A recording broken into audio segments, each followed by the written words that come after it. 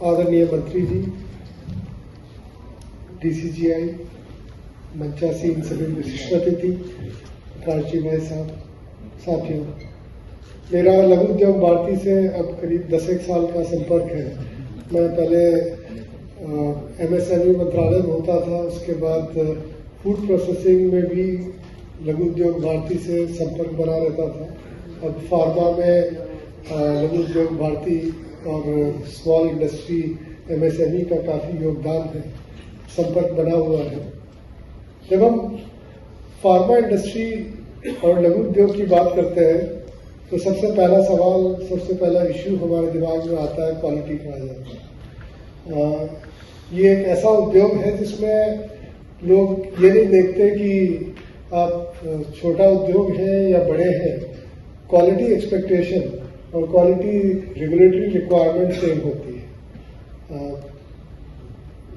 और ये भारत में हमने पिछले कई सालों में देखा है, issue branded drugs, generic drugs, quality issues, सब पे चर्चा होती रहती है। और एक बात जो आप सभी को अवगत है कि अगर हम चाहते हैं कि स्मॉल इंडस्ट्री MSME का शेयर हमारे मार्केट में और विदेश में भी बढ़े फार्मा सेक्टर में, तो उसमें सबसे बड़ा इशू क्वालिटी का ही है। जितनी क्वालिटी अच्छी होगी उतना MSME का शेयर बढ़ेगा, और जितनी क्वालिटी के इश्यूज ज़्यादा होंगे उतना लार्ज इंडस्ट्री का शेयर बढ़ेगा। क्योंकि लोगों को अगर क्वालिटी पे भरोसा नहीं है तो वो नॉन ब्रांड जाके खरीदते हैं। अगर उनको, जैसे कई रेगुलेटेड मार्केट्स हैं जहाँ क्वालिटी के इश्यूज नहीं है, वहाँ लोग जेनरिक्स खरीदते हैं, ब्रांड नेम से नहीं खरीदते। हमारे देश में क्योंकि उतना स्ट्रिंजेंट क्वालिटी पैरामीटर्स पे हमने ध्यान नहीं दिया था, इसलिए लोग जाके बड़ी कंपनियों का शेयर, करीब 80% शेयर बड़ी कंपनियों का है हमारे मार्केट में। उसका प्रधान कारण यही है कि हमें क्वालिटी में आगे बढ़ने की ज़रूरत है। तो अब रिवाइज शेड्यूल एम्स अब मैंडेटरी हो गया है, उससे कई इश्यूज आए हैं। हमारे यहाँ लघु उद्योग का संख्या फार्मा सेक्टर में काफ़ी ज़्यादा है, काफ़ी उसमें से क्वालिटी रिवाइज शेड्यूल एम का मीट कर पा रहे हैं, उस दिशा में आगे बढ़ रहे हैं। पर कई इंडस्ट्री हैं जो उनको दिक्कत आ रही है। तो हमारे मंत्रालय की स्कीम भी है आर्पिट वास, पर उसमें कई उद्योगों को सहायता भी दी जा रही है। पर हम चाहते हैं कि ज़्यादा से ज़्यादा उद्योग उसमें आगे आए सहायता लेने के लिए। उसमें लघु उद्योग भारती भी एक रोल प्ले कर सकता है कि ज़्यादा से ज़्यादा लोगों को उसमें आगे लेके आए।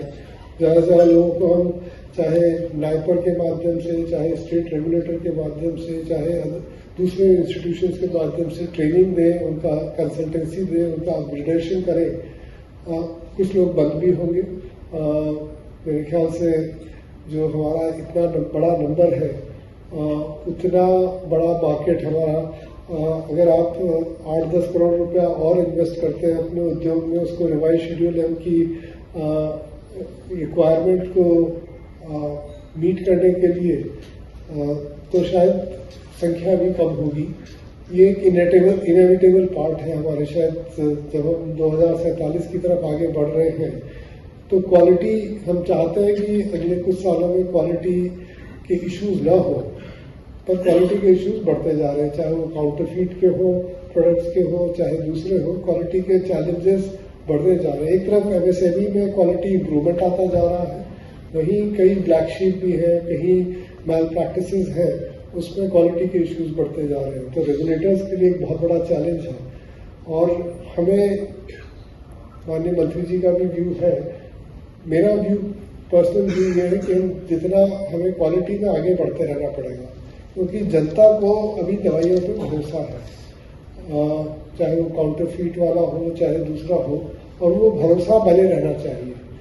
अगर जनता को भरोसा नहीं होगा, और जनता को भरोसा बनाए रखने के लिए ज़रूरी है कि हम क्वालिटी पे, काउंटरफीट पे स्ट्रिक्ट एक्शन लें, और जो MSME यूनिट्स हैं जो थोड़ा पीछे हैं उनको हम आगे ले जाएं, ताकि ये जो भरोसा है सरकार पे, उद्योग पे, जनता का, वो बना रहे।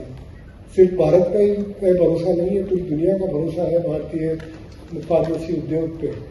और इसके साथ ही जैसे चाइना पे डिपेंडेंस की बात हुई तो कुछ प्रगति हमने आगे की है बल्क ड्रग्स में, एपीआई में, इंटरमीडिएट्स में, और एक प्रयास हुआ है, कई प्रयास अभी करने पड़ेंगे हमें।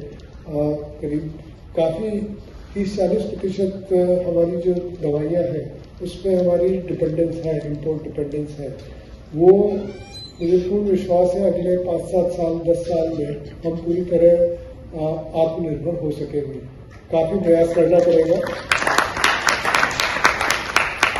पर भारत सरकार, रेगुलेटर्स और आप सब, हम सब लोग मिलके आत्मनिर्भरता बल्क ड्रग में, एपीआई में हासिल कर सकते हैं।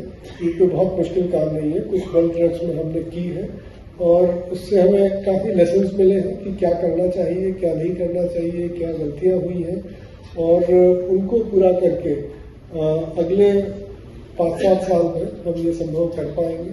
मैं आज लघु उद्योग भारती को बधाई देता हूँ कि सभी फार्मा उद्योग के उद्यमियों को यहाँ लेके आए हैं और हम सब लोग आगे बढ़ते रहें और जनता का जो उद्योग पे विश्वास है और क्वालिटी पे विश्वास है उसको बनाए रखें। नमस्कार।